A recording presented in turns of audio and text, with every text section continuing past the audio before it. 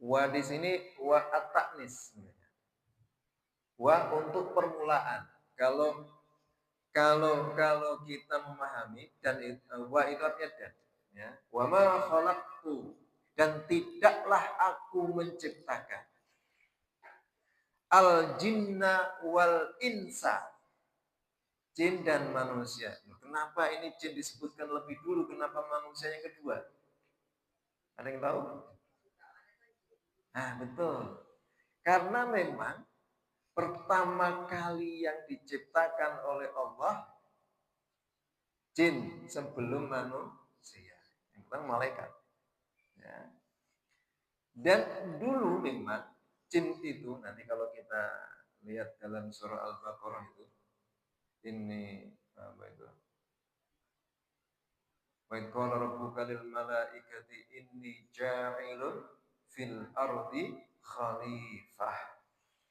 Qalu ataj'alu may yufsidu fiha wa yasfikut dima. Nah, ketika Allah itu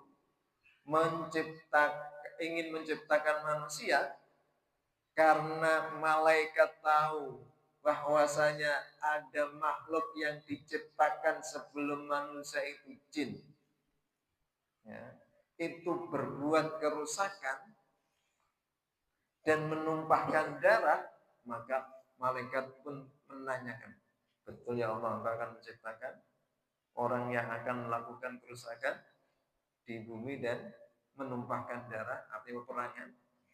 Tapi kan Allah, ini a'lam, aku ini lebih tahu. Seperti itu, ya. Ini kembali al jinna wal insa. Ya.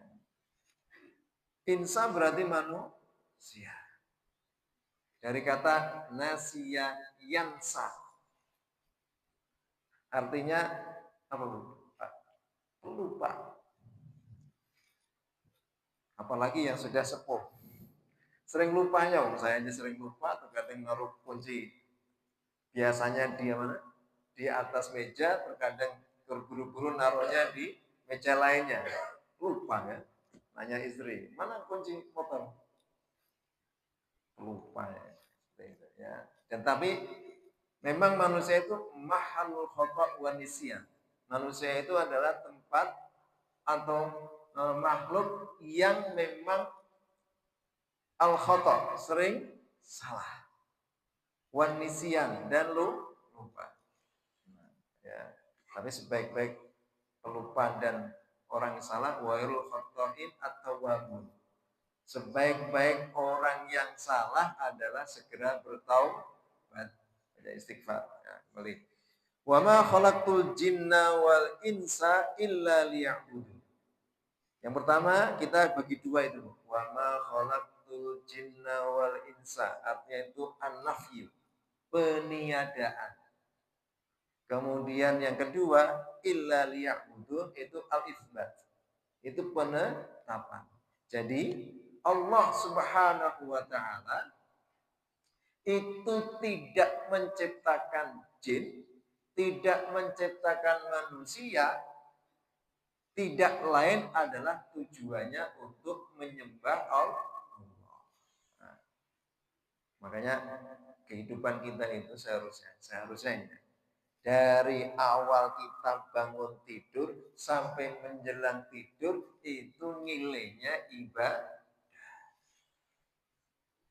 Mana lebih banyak kita dalam kehidupan kita ini punya nilai ibadahnya? Banyak ibadahnya atau tidak? Lebih banyak tidak. Sholat berapa menit? Berapa Pak Ibu? Ibu berapa menit tuh kalau sholat tuh? Pernah ngitung nggak? Sekali ngelihat jam. Sebelum takbir, jangan pas sholat lihat jam, jangan. Jadi ketika mau takbir, lihat jam. 4 menit, sholat isya. Ya, kurang lebih memang, betul. Betul. Itu dengan standar yang masih, ya standar lah, ya standar ya. Betul memang. Kalau 2 rakaat ini saya pernah ngitung itu. Saya pernah cerita dulu ini. Saya pernah ngitung sama anak murid di SMP. Ulang hitung, coba waktu multaqal ilm juga gini, penyampaian tentang ilmu keagamaan. Coba hitung, kita sama-sama takbir, kemudian gak usah iftitah, karena iftitah itu sunnah. Baca Fatihah langsung. Kemudian gak usah baca surat. Kemudian ruku dengan takbir. Terus dihitung paling cepat itu 1,5 menit. 90 detik. Tanpa membaca doa Allahumma inni a'udzubika min adzabi jahannam ya. Langsung salam. Itu 1,5 menit. Kalau kurang dari itu, maka itu termasuk tergesa-gesa. Dulu pernah saya sampaikan di sini. 5 tingkatan orang dalam sholat. Masih ingat betul? Lupa ya, wajar manusia kan. Masih ingat Pak? Masih. Tingkatan 5 orang ya? Oh lupa ya kan. Itu dalam kitab. Ya. Ada 5 tingkatan dalam sholat. Ada 5 tingkatan orang dalam sholat. Nah, yang paling buruk adalah al-mu'aqabun. Orang yang sholat tetapi diadab. Fawailul lil musallin. Ya, wa ma khalaqtul jinna wal insa illa liya'budun. Itu contohnya. Jadi kehidupan kita tuh seharusnya punya nilai ibadah, pakai baju. Kan orang terkadang berpikir, saya sholat, saya harus berpakaian bagus. Itu betul. Khudu zinatakum inda kulli masjid. Hendaklah kamu itu memakai baju yang terbaik ketika menuju masjid untuk beribadah sholat. Itu betul. Tapi jangan sampai gara-gara harus pakai baju sudah komat itu enggak ke masjid. Itu yang salah. Dalam kisah riwayat itu Ibnu Mas'ud itu berpakaian biasa saja. Karena untuk menyampaikan pada umat saat itu bahwasanya sholat itu enggak perlu terlalu bagus. Yang terpenting menutup aurat sesuai dengan apa yang dicontohkan Rasulullah SAW. Itu ya. Jadi seperti itu. Harus pakai kalau putri kan mau pakai baju yang bagus ya kelihatan karena tutup dengan mukena. Tapi mukena harganya 1 juta. Kan berlebihan. Padahal mukena bisa harga berapa Bu sekarang? 50.000 dapat ya? Dapat. Tapi ya jangan. Nah, kalau bisa lebih bagus nggak apa-apa. Kalau pakai gamis gimana? Ya silahkan. Pakai gamis nggak apa-apa. Menurut saya biasa aja. Kadang saya ngajar di Al-Muslimun pakai pendek, tapi ya secara etika nggak baik. Tapi itu boleh. Ya. Jadi wa ma khalaqul jinna wal insa illa liya'budun, untuk menyembah. Ya, untuk menyembahku. Ini ya'buduni itu aslinya panjang. Liya'buduni aslinya. Aslinya seperti itu. Karena menunjukkan ni itu aku. Nah, jadi intinya di ayat ini adalah Allah menciptakan jin dan manusia itu adalah untuk beribadah kepada Allah. Tapi perlu digarisbawahi ini, perlu digarisbawahi. Andaikan semua jin, andaikan semua manusia itu tidak mau beribadah kepada Allah SWT, maka tidak akan mengurangi kemuliaan Allah. Ya, sekali lagi. Andaikan semua manusia yang ada di muka bumi ini tidak mau beribadah kepada Allah SWT, maka itu tetap tidak akan mengurangi kemuliaan Allah. Mau kita beribadah, bahkan sebenarnya ibadah itu adalah kebutuhan diri kita. Contoh, orang di sekitar kita kan terkadang ini sombongnya luar biasa. Nah, kok sombong kenapa? Karena banyak yang nggak mau sholat. Padahal sholat itu adalah kunci rizki. Kunci rizki. Ini pernah dalam hadis kan disebutkan. Salasah, 3 golongan. Kulluhum dhaminun 'ala Allah. 3 golongan ini ada dalam jaminan Allah. In asya, ketika Allah berikan usia panjang, ruziqa wa kufiya, maka Allah akan berikan rizki. Wa in mata, ketika Allah itu menetapkan kematian bagi dirinya, dari 3 golongan ini, adkhalahullahu jannah, maka Allah akan memasukkan surga. Golongan pertama ini nyerempet-nyerempet ini, ya, masuk ke ibadah. Pertama, man dakhala baitahu fasallama. Orang yang masuk rumah kemudian menyampaikan salam, assalamualaikum. Man kharaja fahuwa dhaminun Allah. Maka orang yang masuk rumah kemudian menyampaikan salam, maka ia mendapatkan jaminan dari Allah. Jaminannya apa tadi? Ruziqa wa kufiya. Pertama dikasih rizki dalam kehidupan dunianya. Wa kufiya, dan Allah akan cukupkan dari berbagai macam kebutuhannya. Ya. In mata, kalau meninggal maka Allah masukkan surga. Jadi masuk rumah bersalam, kemudian ia memberikan kenyamanan bagi anggota keluarga yang ada di rumahnya. Ketika Allah takdirkan hidup, maka Allah akan cukupkan. Ini enggak hanya orang laki-laki saja, tapi perempuan juga sama. Dengan maksud salam di sini adalah bukan hanya sebatas menyampaikan assalamualaikum, bukan itu. Tapi masuk rumah dengan baca doa, Allahumma inni as'aluka khairal maulaji wa khairal makhraji. Bismillahi walijna wa bismillahi kharajna, alallahi rabbina tawakkalna. Doa masuk rumah, karena kita khairul maulaji wa khairul makhraji. Tempat masuk yang terbaik dan tempat keluar yang terbaik. Masuk membaca assalamualaikum, kemudian maka Allah akan kasih jaminan. Tapi bukan hanya sebatas itu maknanya. Ya, itu termasuk adab dalam masuk rumah. Dan termasuk itu assalamualaikum. Apa artinya assalamualaikum? Keselamatan. Alaikum, untuk kamu sekalian. Ya. Kata ala itu berbeda dengan fi atau li. Kan kita pernah membaca barakallahu alaika. Ketika ada yang nikah kan kita menjadi barakallahu alaika, barakallahu apa itu? Coba ada yang hafal ini? Yang sering kondangan? Yang sering kondangan dari ini berapa kali kondangan? Sekali. Doain dia sama mempelainya itu. Barakallahu lak wa baraka alaika wa jama'a bainakuma fi khair. Kata baraka laka wa baraka alaika itu punya makna berbeda. Kalau laka berarti hal-hal yang tidak memberatkan.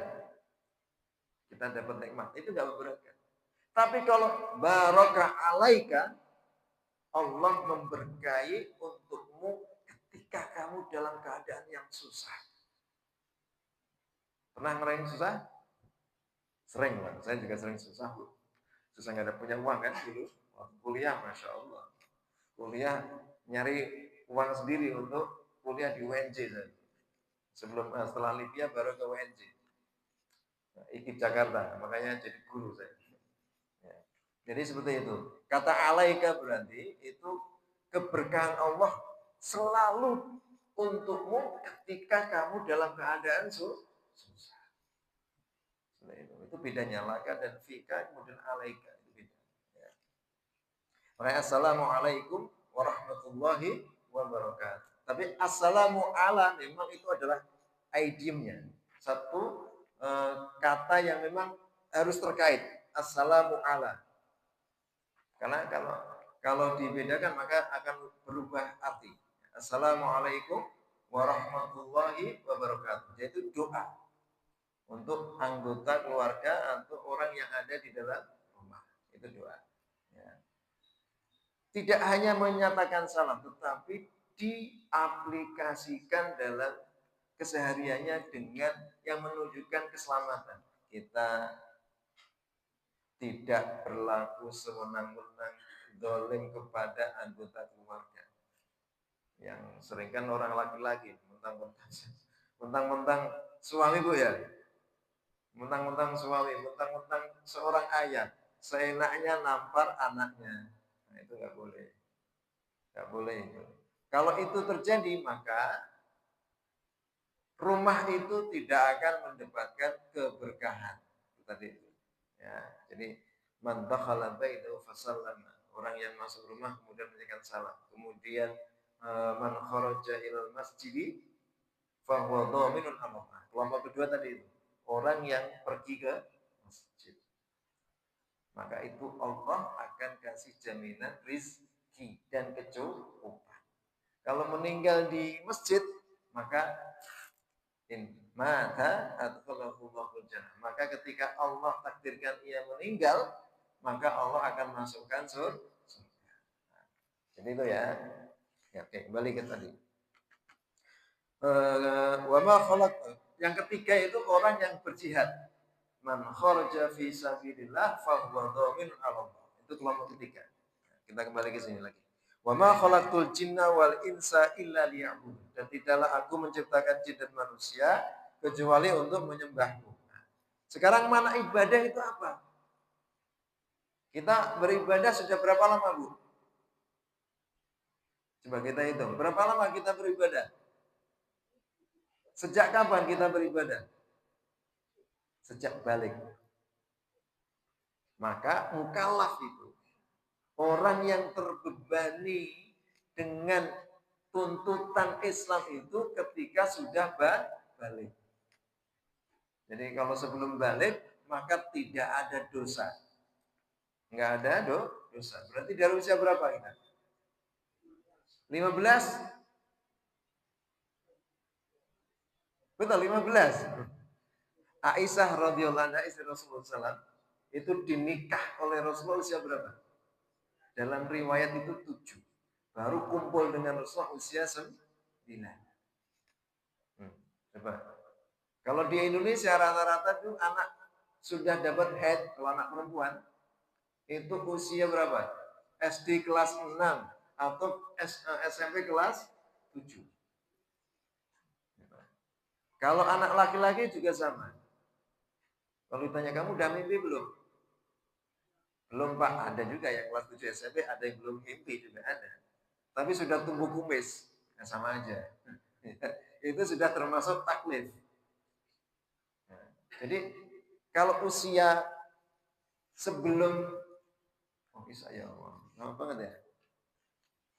Sebelum balik maka itu tidak termasuk mendapatkan taklif, mendapatkan beban untuk beribadah. Maka setelah balik itu mendapatkan beban. Ketika meninggalkan ibadah maka ia berdosa.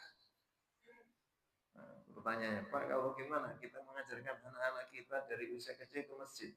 Boleh, tapi harus dibimbing. Kalau dibiarkan saja, maka itu jadi dosa orang tuanya. Harus ada pendampingan dari orang tua. Atau kakeknya silakan. Kalau mau mendampingi cucunya boleh. Termasuk neneknya boleh. Tapi kalau membiarkannya sampai menjadikan orang yang sholat itu merasa terganggu, maka yang dosa siapa, Bu? Kakek atau nenek yang ngajak. Makanya Rasulullah SAW kan pernah mengajak siapa? Cucunya Hasan, Husain. Tapi dengan bimbingan Rasulullah SAW. Rufi al-qalam an salas. Diangkat pena. Maksudnya itu tidak dicatat dosa atau pahala. 3 golongan. Salah satunya adalah anis sobiyyi hatta yahtalima. Dari bayi sampai ia bermimpi. Nah, ini kelamaan saya ternyata ya. Begitu ya. Belum masuk ke materinya utama ya. Liya'buduna. Ibadah itu apa? Nah, sekarang kita fokus ke liya'budun. Ibadah itu apa? Nah, Ibadah kalau yang kita pahami, yang sering kita pelajari di sekolah-sekolah itu ada dua macam. Ibadah mahdoh dan ghairu mahdoh. Kalau Ibnu Qayyim, ya, Ibnu Qayyim rahimahullah itu menyatakan bahwasanya Ibnu Taimiyah, maaf, semua perkataan, semua perilaku yang dicintai oleh Allah dan diridhoi oleh Allah, maka itu ibadah. Ibu berkata bagus, orang lain senang, itu ibadah. Ibu mengambil lagi jalan ada duri atau paku, ibu ambil. Paku ini bisa menjadikan orang susah, betul nggak? Ketika paku ini kita ambil, orang lain nggak susah, maka itu menjadi ibadah. Itu secara umum. Kita pakai baju, hanya baca bismillah, itu termasuk ibadah. Ya, itu secara umum. Ibadah secara umum seperti itu. Semua segala sesuatu yang Allah cintai dan ridhoi, maka itu termasuk ibadah. Makanya kan kita pernah dengar, hanya gara-gara memberikan air minum seorang, seorang pelacur itu masuk surga. Perbuatan yang baik untuk makhluk Allah yang lain, bukan manusia. Ya. Itu termasuk ibadah. Karena Allah suka, Allah ridho, akhirnya dimasukkan surga. Gara-gara tidak ngasih makan kucing, ya Pak ya, itu menjadi apa? Penyebab masuk neraka. Maka segala sesuatu yang baik, yang Allah ridhoi, maka itu termasuk ibadah. Kita baca tasbih, subhanallah, alhamdulillah, wa la ilaha illallah, akbar, itu juga termasuk ibadah. Dan seafdal-afdalnya zikir adalah zikir la ilaha illallah. Untuk memantapkan diri kita, sekali lagi, untuk memantapkan diri kita, maka kita perbanyak membaca tahlil la ilaha illallah. Maka dalam kitab Hisnul Muslim juga sama ini. Orang yang membaca 10, oh ya monggo. Ya, ya.